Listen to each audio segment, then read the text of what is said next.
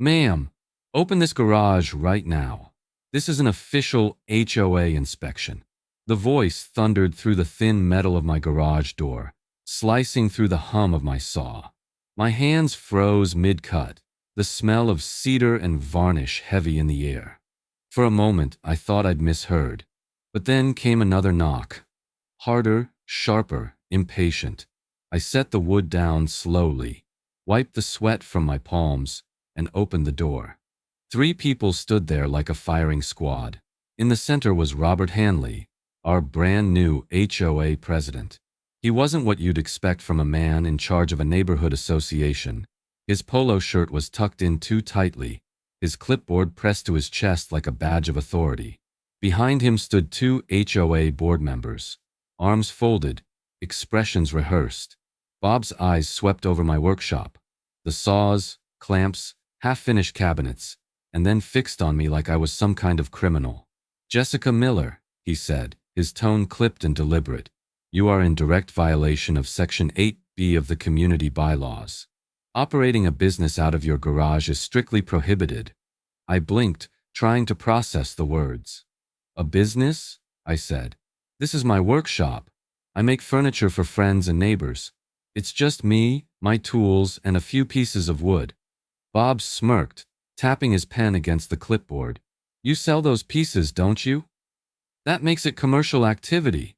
His words carried a cold satisfaction, the kind that comes from someone who enjoys power just a little too much.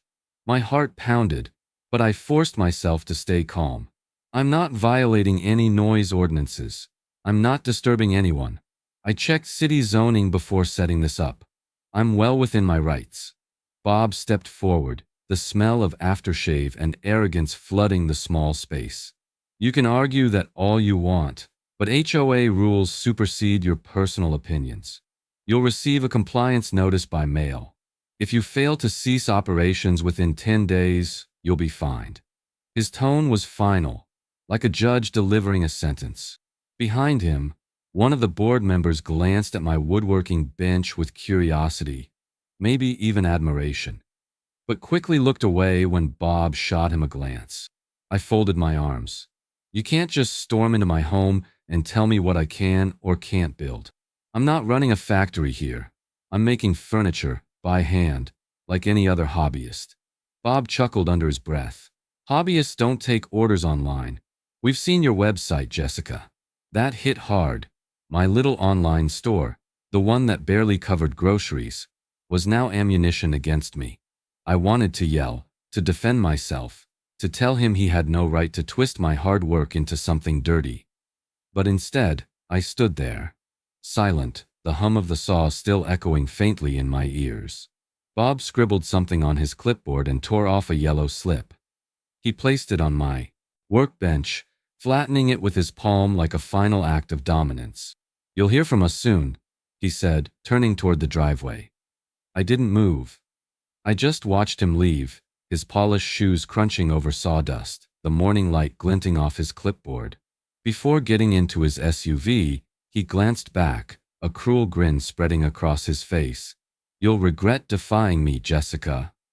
The garage door rattled as the wind pushed it slightly open, the echo of his words hanging in the air. I stood there, frozen, realizing that this was only the beginning of a battle I never wanted, but one I couldn't afford to lose. "You can't even park your truck here without my approval," Bob barked across the driveway. His voice carried the authority of a man who'd mistaken neighborhood management for martial law. I froze halfway through unloading lumber from my pickup. The sun beat down, hot and glaring, but the chill in his tone made my skin prickle. In that moment, I realized, this man truly believed he owned every inch of our neighborhood. It hadn't always been like this. Before Bob took over the HOA, this community was quiet, friendly, and decent. I bought this house 6 years ago with my husband, Mark. We used to spend weekends turning the garage into a small dream, a workshop where he could tinker and I could craft furniture. When cancer took him 3 years later, I couldn't bear to step foot inside for months. His half-finished workbench sat covered in dust, the smell of pine and varnish fading into silence. Then, one day, I found the courage to start sanding that same bench. The vibration of the sander in my hands, the sound of the wood smoothing out. It was like therapy. I started rebuilding not just furniture, but myself. That garage became my escape, my purpose, and eventually, my survival. At first, the neighbors were supportive. They'd wave as they passed by, sometimes even drop in to see what I was working on. I built dining tables, shelves, and custom chairs for half the homes on our street. Everyone loved my craftsmanship. But then came the HOA election, and with it, Robert Bob Hanley. He'd moved in from another subdivision that apparently worshipped rules more than common sense. From day one, Bob made it his mission to bring order to our neighborhood. He walked the sidewalks like a warden inspecting his prison yard, notebook in hand, jotting down every lawn that wasn't cut to his liking, every car parked an inch too close to the curb. When he finally noticed my workshop, it was like giving gasoline to a man holding a lit match. He started showing up unannounced, peering into my garage and commenting on property aesthetics. Once he even told me the color of my garage door didn't align with community uniformity. That's when I knew this wasn't about rules. It was about control. One night, frustrated beyond words, I sat down with a cup of coffee and pulled out the IASNO HOA handbook. The language was vague, deliberately so. It banned commercial enterprises causing disruption, but never defined what counted as a business. I cross-checked everything with the city's zoning laws and learned something that would become my shield. My workshop was perfectly legal. Legal Nugget City zoning outranks HOA bylaws. Always verify before you comply. It was empowering to know the law was on my side. Still, something about Bob's personality told me logic wouldn't stop him. He needed to win, even if that meant bending rules to break me. That evening, I finished a walnut coffee table and stood back to admire it under the dim yellow light of the garage. For the first time in days, I felt peace again until I saw it. A crisp white paper fluttering against my front door. It was a violation notice. Unauthorized commercial use, immediate action required. And in the corner, signed in bold black ink, was his name. Robert Hanley, HOA President. City inspection. Step aside, ma'am. The command jolted me like an electric shock. Standing at my doorway was a man in a navy uniform, badge glinting in the sunlight. And behind him, leaning against a silver SUV with his arms crossed, was Bob Hanley. He had his phone out, already recording, a smug half-smile curling at the corner of his mouth like he'd been waiting for this moment all week. I wiped my hands on my apron, my heart pounding. Inspection for what? I asked, forcing my voice to stay steady. Chemical hazards, the man replied, flipping open a clipboard. We received a complaint about strong fumes and improper storage of flammable substances. I looked past him toward Bob, who gave me that same satisfied look a bully gives when he knows the teacher's on his side. I could practically hear his voice in my head. Let's see you talk your way out of this one. The inspector introduced himself as Mr. Turner from the city's code compliance office. He seemed professional, neutral, not cruel. But there was no mistaking the awkwardness in his posture. This wasn't a normal inspection. Someone had clearly pushed for it. May I take a look inside? He asked politely. Of course, I said, trying to hide my frustration. I opened the garage door, letting sunlight flood the room. The familiar scent of cedar, varnish, and machine oil filled the air. My saws gleamed on the workbench, my paint cans neatly sealed and stacked on a metal shelf. Everything labeled and organized. Mr. Turner walked around, taking notes and photos. Looks clean, he said after a few minutes.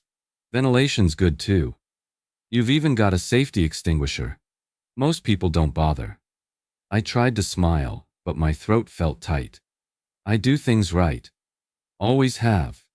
Behind him, I could hear Bob's voice muffled through the half-open door, muttering something into his phone, probably narrating his little victory like a news anchor. My blood boiled, but I stayed silent. Turner crouched beside the work table, examining a few sealed bottles of wood finish. These are perfectly fine, he said. All within residential safety standards. Then he lowered his voice. Look, Miss Miller. Off the record, I shouldn't say this, but it's clear you're being targeted. The complaint we got came directly from your HOA. I stared at him. From Bob Hanley. He didn't confirm, but the faint, knowing smile was enough. He's persistent.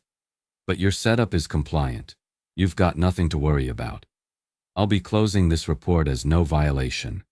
The relief hit me like a wave, but it was mixed with anger. My private workspace had been turned into a stage for his power play. I watched as Turner walked back to his truck, shaking his head. Bob followed him, still filming. So what did you find? He called out, pretending to sound curious. Turner didn't even slow down. Nothing. Everything's up to code. For a split second, Bob's smug mask cracked.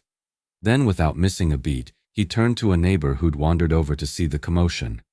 Guess she cleaned it up before you got here. He whispered loudly enough for me to hear. I felt my jaw tighten. The humiliation burned deep. Not because of the inspection, but because he wanted the entire neighborhood to see me as guilty. Even after I'd been cleared. I stepped outside, meeting his gaze head-on. You can record all you want, Bob, I said quietly. But truth doesn't bend for your camera. He smiled faintly, lowering his phone. We'll catch you next time, he said under his breath, just before climbing into his SUV and driving off. As his car disappeared around the corner, I looked down at my hands, shaking, covered in dust, and clenched tighter than I realized. I wasn't just angry anymore. I was ready. Someone's been digging through your property file, the clerk whispered. For a second, I thought I'd misheard her, but the way her eyes darted left and right told me she meant every word. My stomach dropped so fast I could almost hear it hit the floor. Only one person came to mind. Bob Hanley. It had been 3 days since the so-called inspection. I'd thought that chapter was over. But that morning, a certified letter arrived in my mailbox with a bold red stamp across the top. Notice of violation. Structural noncompliance. According to the HOA, my garage now extended beyond approved setback limits and constituted an unauthorized modification. My first reaction was disbelief. My garage hadn't moved an inch since I bought this house. Whoever came up with this nonsense either didn't understand what a setback was, or was deliberately twisting it to trap me. The letter demanded I submit corrective plans or remove the structure within 10 days. It felt like déjà vu. Another threat, another clock ticking. But this time the accusation wasn't just about my workshop. It was about my home's foundation itself. I grabbed my keys and drove straight to City Hall. The old brick building smelled of coffee and copier toner, its halls lined with framed maps and zoning charts. I followed the signs to the records department and explained the situation to a young woman named Amber, who listened carefully before typing my address into her computer. After a few seconds, her brow furrowed. That's odd, she said. This file's been accessed twice this week. I leaned forward. Twice? By who? She hesitated, then lowered her voice. A Robert Hanley, from your HOA. He requested copies of your original property blueprints and your permit history. I felt heat rising in my chest. Anger, disgust, and a creeping sense of violation. Those blueprints weren't just papers. They were the record of everything Mark and I had built together. Every wall, every beam, all of it tied to memories of the life we shared before he was gone. And now, that man had gone rifling through it like he owned the place. Why would the HOA president have access to my private property documents? I demanded. Amber sighed. Technically, property records are public under the state's open records law. Anyone can view them, but modifying or misusing them is a serious offense. That gave me a sliver of relief. Legal nugget public records are your right. No one can alter or hide them from you. She handed me a printed copy of my own records and told me to keep them safe.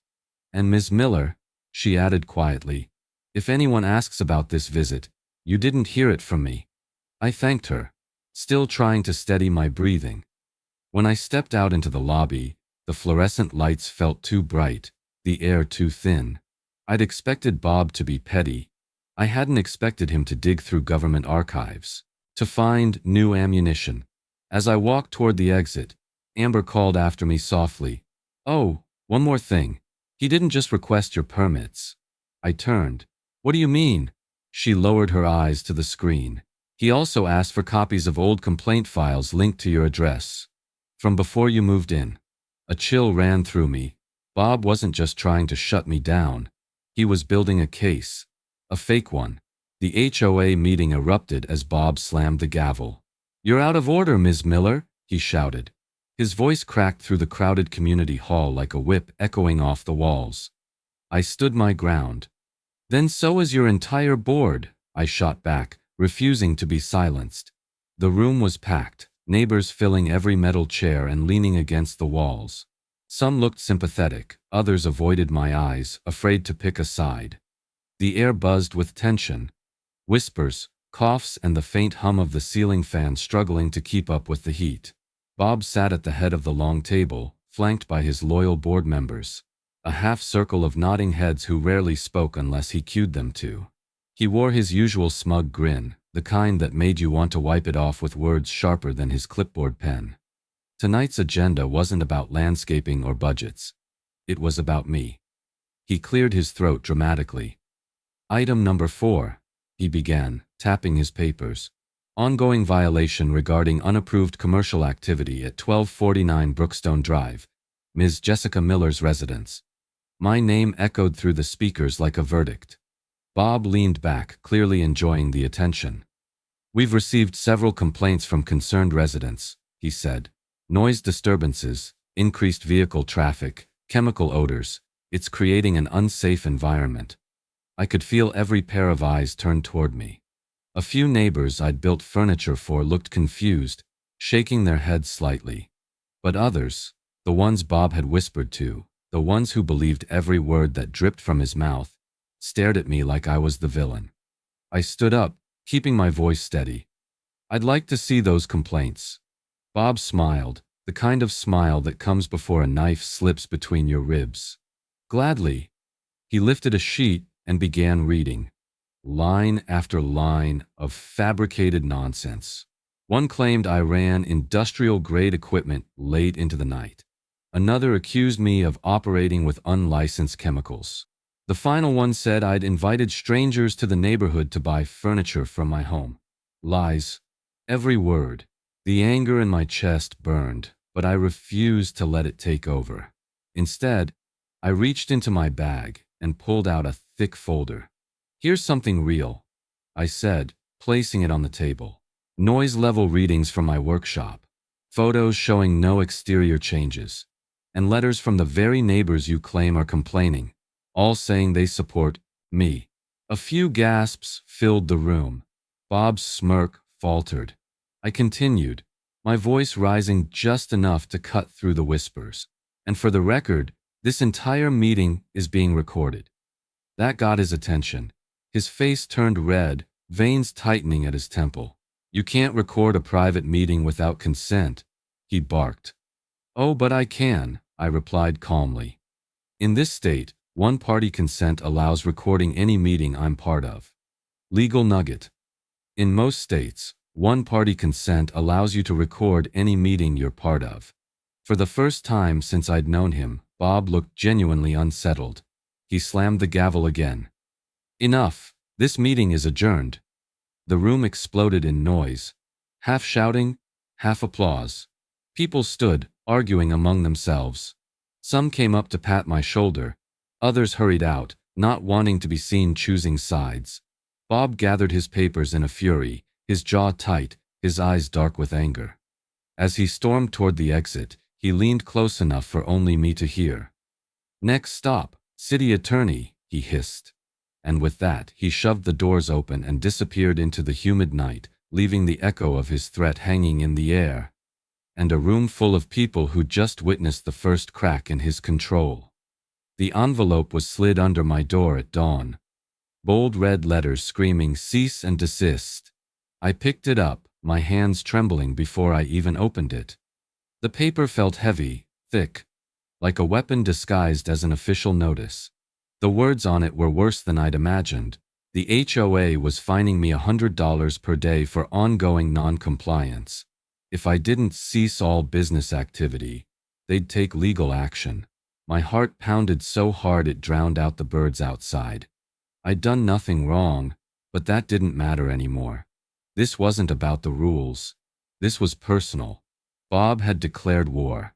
I called an emergency meeting with myself, right there in the kitchen, staring at the fine schedule printed in neat little rows, like a countdown to financial ruin. I couldn't afford this.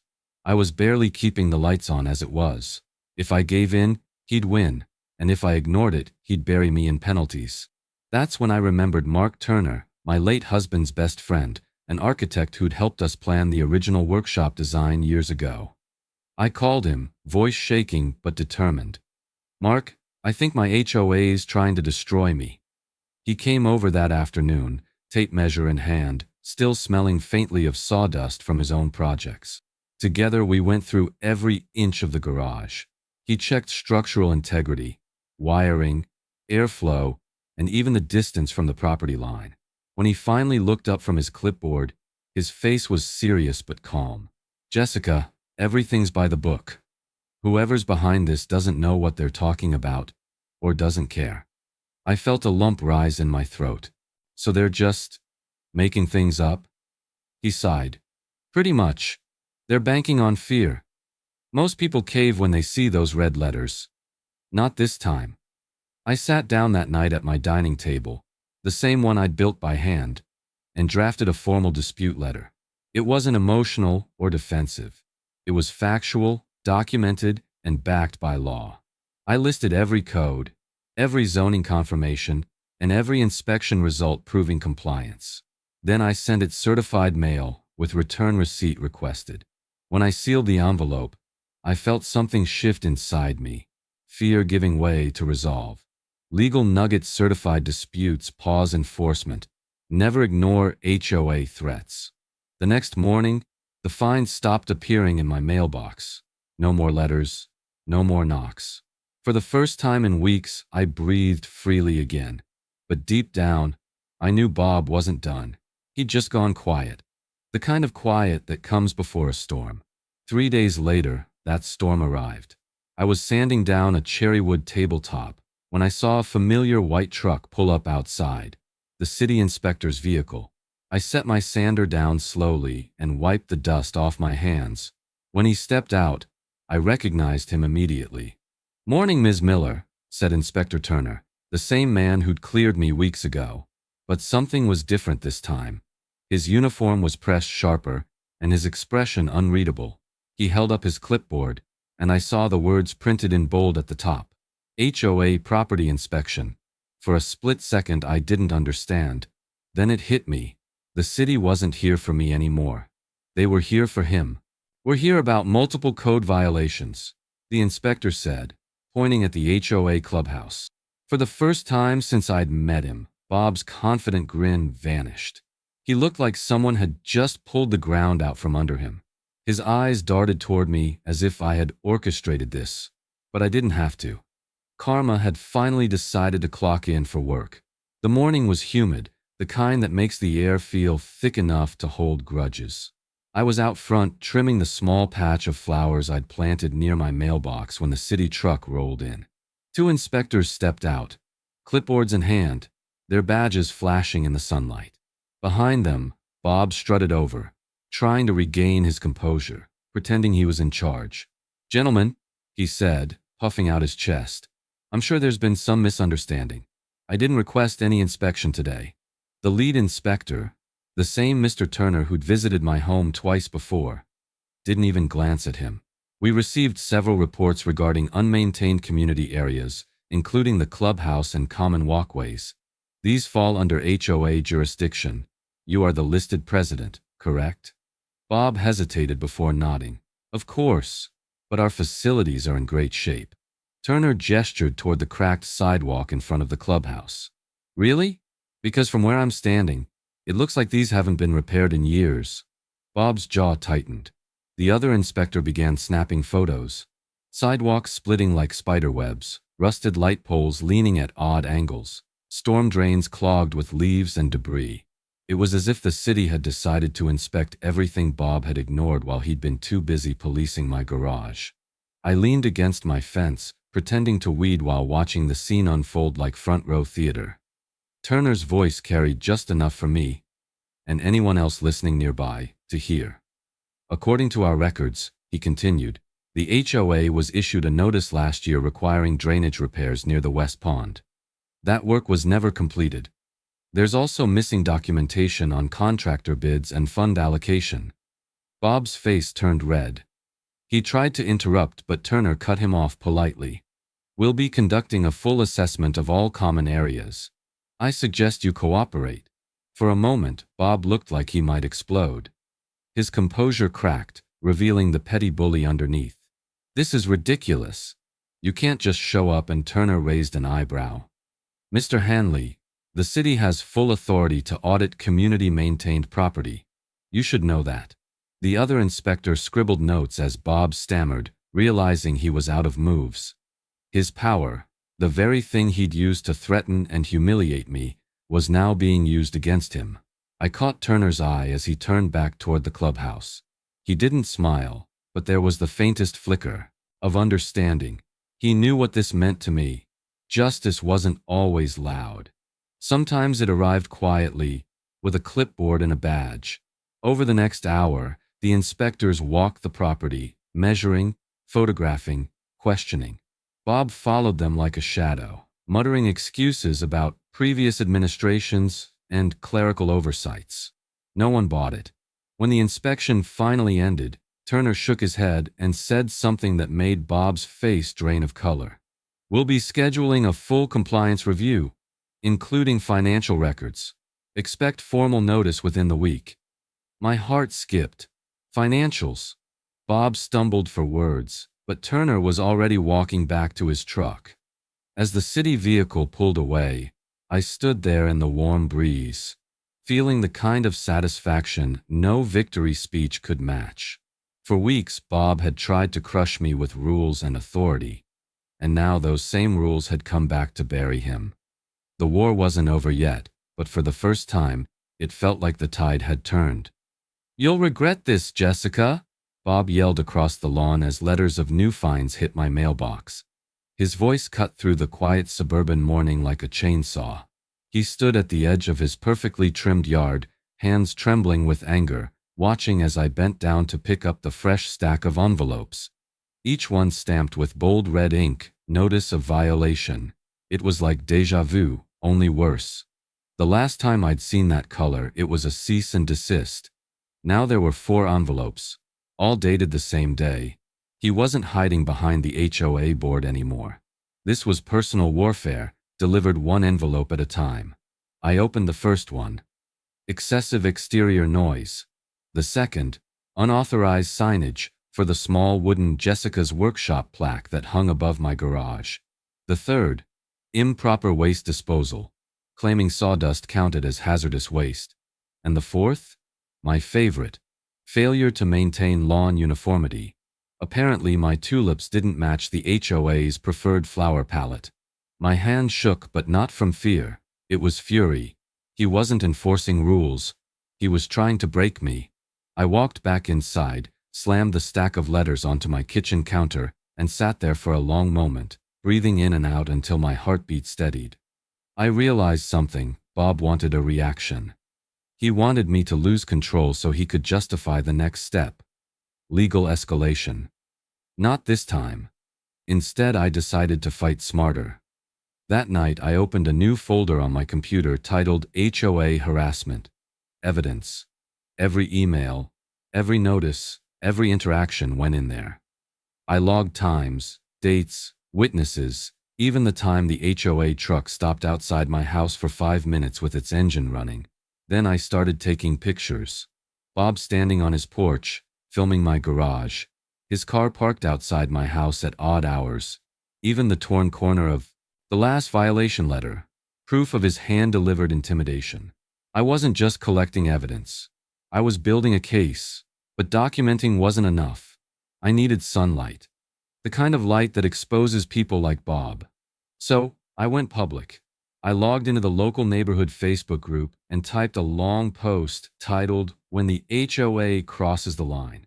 I detailed everything: the inspections, the fines, the fake complaints, the harassment. I uploaded photos of the letters, the garage, and my workspace. I ended it with one question: when did neighborhood pride turn into neighborhood control? I hit post and waited. By the next morning, my phone was blowing up. Dozens of comments, then hundreds. People from the community, even those from other HOAs, began sharing their own horror stories. "Our HOA did this too," one wrote. Another said, "You should contact the local paper." Support started pouring in. Neighbors I'd barely spoken to before stopped by to show solidarity. Someone even brought over cookies with a note that said, "Keep building, Jessica. We've got your back." Bob, however, was unraveling. His calm, polished facade was gone. The next HOA bulletin board announcement was a rant about online defamation and unauthorized disclosures. The man who once hid behind procedural language was now raging in plain sight. He sent me a warning email at 2 a.m., dripping with condescension. "Defamation is a serious matter, Jessica. You've crossed the line." I didn't reply. I forwarded it to my attorney instead. By the end of the week, the story had made its way beyond Facebook. A local news blog picked it up, running the headline, "Homeowner Battles HOA Over Workshop Dispute." Who's really in violation? That was the moment I knew Bob had lost control of the narrative. The comments on the article weren't just supportive. They were furious. People demanded transparency, asking how HOA funds were being spent while legitimate community repairs were ignored. The pressure mounted. Bob tried to hold an emergency HOA meeting, but half the board didn't show up. A few even resigned. The neighborhood that once feared him now saw him for what he was: a man drunk on authority and desperate to save face. Then, just as I thought things couldn't escalate further, a white envelope appeared in my mailbox again. But this one was different, cleaner, heavier, and stamped with an official seal. It wasn't from the HOA. It was from the City of Brookstone Office of Municipal Affairs. My stomach tightened as I read the label through the envelope window. Formal summons. Respondent: Robert Hanley, HOA President. For the first time in months, I smiled. The fight wasn't over, but finally, Bob was the one on the defensive. "Mr. Hanley, please explain why you falsified these reports." The chamber fell silent. For once, he had no words. Bob stood at the podium in front of the city council, beads of sweat glistening under the fluorescent lights. The same man who once barked orders across lawns now looked like a schoolboy caught cheating on an exam. His hands gripped the edges of the wooden stand, his mouth opening and closing without a single sound escaping. I sat 3 rows back, clutching a folder filled with documents. My truth, laid out in ink and timestamps. Around me, the air buzzed with tension. Reporters lined the back wall, their cameras ready. The city clerk typed rapidly, documenting every word. Council Chairwoman Linda Perez leaned forward. "Mr. Hanley, these emails from your office allege that Ms. Jessica Miller's property violated zoning ordinances. Yet our inspectors found no such violations. In fact, your correspondence contains fabricated details, including chemical use, traffic complaints, and noise citations that never existed. Do you care to explain?" Bob's throat bobbed as he tried to speak. I was acting on behalf of the community," he stammered. "We received complaints from several homeowners." Perez cut him off. "We've reviewed the complaint log. Every entry was typed by you." A murmur rippled through the chamber. Bob's face flushed crimson. I rose when my name was called. My knees felt weak, but I forced them steady. I approached the podium with the same calm precision I used when carving wood. Controlled, deliberate, purposeful. "Ms. Miller," said Perez, "please present your documentation." I laid the folder on the table before me, opening it like the final act of a long performance. Inside were everything they needed: official permits stamped by the city, photographs of my workshop's setup, emails showing Bob's harassment, and recordings from the HOA meeting. the one where he'd shouted me down and threatened escalation. I pressed play on my phone, letting the room fill with his voice. Next stop, City Attorney. The sound echoed, raw and unfiltered. Bob's head dropped. I took a breath and spoke clearly. I'm not a lawbreaker. I'm a homeowner. I followed every code, every inspection, every rule. The only person who's been out of compliance is standing right there. I pointed to Bob, not out of spite, but because the truth needed direction. For a moment, no one spoke. Then the council members began flipping through my documents. Perez nodded, turning toward the city attorney seated beside her. Everything checks out. Ms. Miller's workshop meets every zoning and safety requirement. Bob blurted, she's been defaming the board online. Perez raised an eyebrow. Posting factual documentation is not defamation, Mr. Hanley. Misusing your position to intimidate residents, however, is a violation of city statute. The weight of her words hung heavy. Bob's jaw slackened. Around the room, quiet applause began. Soft at first, then growing as neighbors who'd come in support started clapping. Didn't turn to look. I just stood there, holding my ground, breathing through months of stress, fear, and humiliation. It wasn't about revenge. It was about respect, reclaiming it, inch by inch. Chairwoman Perez adjusted her glasses, scanning the council's written decision. The board will be issuing a corrective order, she said. All HOA activities involving property compliance will be frozen pending a financial audit of the association. My heart skipped. A financial audit. That was the one thing Bob couldn't control, couldn't twist, couldn't talk his way out of. Perez's gavel struck wood with a sharp crack. This hearing is adjourned. As the crowd dispersed, I caught Bob's eyes one last time. His confidence was gone, replaced by something far more fragile. Fear. And for the first time, he couldn't threaten me anymore. The HOA president is hereby fined and removed pending restitution. The words hit harder than any hammer strike. They echoed through the city chamber like justice itself had finally found its voice. For a split second, no one moved. Not the council members, not the residents, not even Bob. He just stood there, shoulders sagging, his lips twitching as if he might argue, but nothing came out. The findings had been read in full. The city's financial audit was complete, and it was brutal. According to the report, Bob had been funneling HOA funds into landscaping enhancements that didn't exist, community events that never happened, and maintenance fees paid to contractors who turned out to be his own relatives. The total? Just over $42,000 misused over 2 years.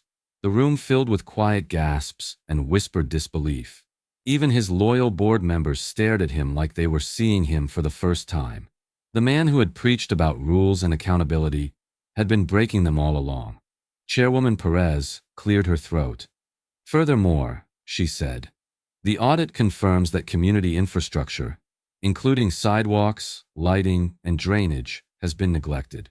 The City of Brookstone hereby orders the HOA to fund and complete all pending maintenance and upgrades within 90 days, using existing HOA reserves. I could barely breathe. For weeks, Bob had tried to tear down everything I'd built, and now the city was forcing him to rebuild everything he'd neglected. Perez continued, lastly, Ms. Jessica Miller's workshop has been reviewed and officially declared compliant under municipal zoning and safety codes. The words washed over me like sunlight after a long storm. My workshop, the same place he'd called a violation, a hazard, an eyesore, was now legally, publicly, undeniably vindicated. I looked toward the back of the chamber where my neighbors sat. Some were smiling, others whispering to each other. Even those who had doubted me before now looked at me differently, not with pity, but with respect. Bob tried one last act of defiance. This is ridiculous, he muttered, slamming his fist against the table. You can't just strip me of my position. I'll appeal. Perez didn't even blink. You can file an appeal in writing, Mr. Hanley. Until then, you are removed effective immediately. The gavel came down. a sharp crack that marked the end of his reign. I stood up slowly, my legs shaking but my heart steady. People began clapping, softly at first, then louder. I wasn't the kind of person who sought applause, but hearing it felt like oxygen after months of suffocation. Turner, the city inspector, caught my eye and gave a small nod, a quiet acknowledgement that justice had landed exactly where it needed to. As we all filed out, I passed by Bob. He didn't look at me. His face was pale, his expression hollow. All the arrogance, all the control, gone. In its place, there was only defeat. Outside, the afternoon sun was bright and warm. For the first time in months, I didn't feel the weight of watching eyes or the tension of walking on eggshells. I was free, not just legally, but emotionally. Neighbors came up to me, shaking my hand, thanking me for standing up to him. One woman whispered, "You did what none of us had the courage to do." It wasn't about courage, I thought. It was about necessity, about survival. That evening, after everyone had gone home, I sat in my living room surrounded by the silence of victory. Then I noticed something. A plain white envelope slid halfway under my front door. No HOA seal, no city stamp, just my name, written in neat, careful handwriting. I picked it up, my pulse quickening again. After everything that had happened, I wasn't sure if I was ready to open it. But deep down, I knew this story wasn't finished yet. "Jessica, we owe you an apology," the note began. For the first time, those words made me tear up. The handwriting was neat and careful, written on cream stationery embossed with the HOA logo. But this time, the name signed at the bottom wasn't Robert Hanley. It was Grace Holloway, our new HOA president. Grace had lived a few doors down for years, a retired school teacher with silver hair always tied in a bun and a soft voice that carried more authority than most men shouting. She wasn't loud, wasn't political, but everyone respected her. And in that moment, reading her words, I felt something I hadn't felt in months. Relief. Her letter was simple, genuine, and disarming. "Jessica, the board met last night to discuss the aftermath of recent events. We all agreed that what you endured was unfair and unacceptable. The HOA must rebuild trust, starting with you. I'd like to invite you to join our committee to help rewrite outdated policies and ensure what happened never happens again." I sat there at my kitchen table, the same one where I drafted my dispute letters and cried over violation notices, reading those lines over and over. The same organization that had nearly destroyed me now wanted my help to fix itself. I didn't answer right away. Part of me still felt raw, cautious. I'd spent too long on the defensive to trust easily again. But another part of me, the one that had fought this battle not just for myself but for every homeowner who'd ever been bullied into silence, knew what I had to do. 2 days later, I walked into the community clubhouse, the same room where Bob once slammed his gavel and called me out of order. Only this time, the air felt lighter. Grace stood at the front with a small group of board members, greeting people as they entered. "Jessica," she said warmly, extending her hand. "I'm so glad you came." Her sincerity disarmed me instantly. "I wasn't sure I'd ever step foot in here again," I admitted. She smiled. "That's exactly why you need to." We sat down together, and for the first time, I saw an HOA meeting that didn't feel like a trial. Grace encouraged open discussion, real transparency, and fairness. She proposed a resident feedback policy that required the board to verify all complaints before acting, something that would have saved me months of grief. When she asked for my input, I suggested adding a clause to protect home-based artisans and small business owners operating within zoning limits. The motion passed unanimously. The applause that followed wasn't the chaotic kind from that night months ago. It was quiet, respectful, the kind that carried meaning. I realized I wasn't just repairing my reputation, I was helping rebuild the communities. As the meeting ended, Grace touched my shoulder. "I hope you'll stay involved, Jessica. We could use your strength." I nodded, smiling for the first time in a long while. "I think I'd like that." That night, back in my garage, The scent of sawdust and cedar filled the air again. I took out my sketchbook and began drawing something new. Not a chair or a table this time, but a community woodworking bench, designed to sit in the neighborhood park. A place where people could gather, talk, and maybe learn that rules should protect, not punish. The plans came together easily, almost like they were meant to be. As I penciled the final lines, I couldn't help but think, sometimes healing starts not with an apology, but with an invitation to rebuild. The saw blade hummed again. Same sound, new piece. After everything, my workshop still stood. The morning light poured through the open garage door, warm and golden, dancing across the curls of fresh cedar shavings that covered the floor.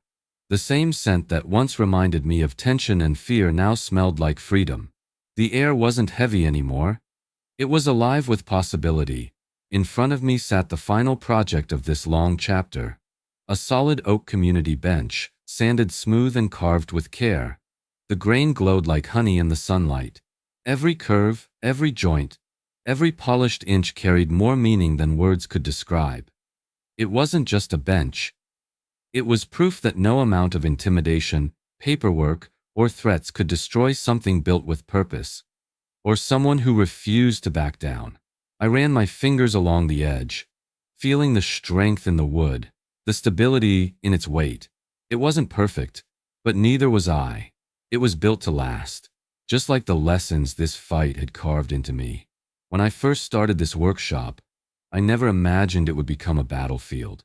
I just wanted to create, to heal, to fill the silence left by Mark's absence with the hum of tools and the rhythm of work.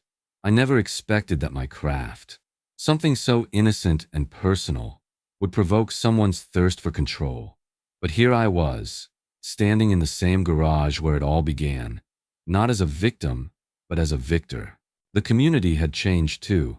Grace Holloway's leadership had transformed the HOA from a weapon into something closer to what it was meant to be, a safeguard. The new board had introduced transparency policies, published meeting recordings, and even created a community improvement fund. For the first time, people were proud to attend HOA meetings instead of dreading them. And true to her word, Grace had helped me organize a community restoration day, where neighbors came together to repair sidewalks, repaint signs, and plant trees in the park. The irony wasn't lost on me. The same spaces Bob ignored for years were now thriving because of the unity that rose from his downfall. I'd kept the best part for last, the installation of the community bench. The entire neighborhood gathered that Saturday morning. Kids rode their bikes up the street, couples carried trays of muffins and coffee, and the sound of laughter replaced the old quiet tension that used to hang over our block. As I positioned the bench near the newly painted HOA clubhouse, people clapped softly, admiring the craftsmanship. Grace stepped forward with a small plaque in her hand. She handed it to me and smiled. "You should be the one to screw this in," she said. I took the plaque and read the engraving aloud. "Built by Jessica Miller, proof that strength grows from resistance." My throat tightened. I crouched down, screwed it in place, and for a moment I could almost feel Mark beside me, his hand steadying mine the way he used to. When I stood up, I looked at the faces around me, people who'd once watched from behind curtains, now standing shoulder to shoulder. That was the real victory. After everyone left, I lingered for a while, sitting on the bench in the quiet morning air. The cicadas buzzed faintly, the smell of fresh-cut grass drifted from nearby yards, and the sunlight warmed the polished wood beneath my palms. It felt right. That's when I thought about everything I'd learned. About law, persistence, and the sheer will it takes to stand your ground when someone powerful decides you shouldn't. Final legal nugget. HOAs can't overrule city law. Persistence and proof win every time. If I'd learned anything, it was that intimidation only works on silence. The moment you speak up, document everything, and know your rights, their power crumbles. HOAs operate on compliance and fear, but the law belongs to everyone. It's written for people like me, and maybe like you too. I turned my gaze toward my house, toward the garage that started it all. The hum of the saw still echoed faintly inside, steady and familiar. It was more than a tool. It was my heartbeat, proof that no matter who tried to take it away, I could rebuild. The fight had left scars, yes, but they were the kind that reminded me what I was made of. The kind that said, you survived this, and you're stronger for it. As I locked the garage for the day, the sun dipped lower, casting long shadows across the driveway. I took one last look at the bench, gleaming under the evening light, sturdy and unshakable. Then with a deep breath I whispered, built to last. And as the saw blade spun one final time before the day ended, its steady hum faded into the quiet, a symbol of resilience, justice, and peace restored. What would you do if your HOA tried to destroy your dream? Tell me below. Your story could be next.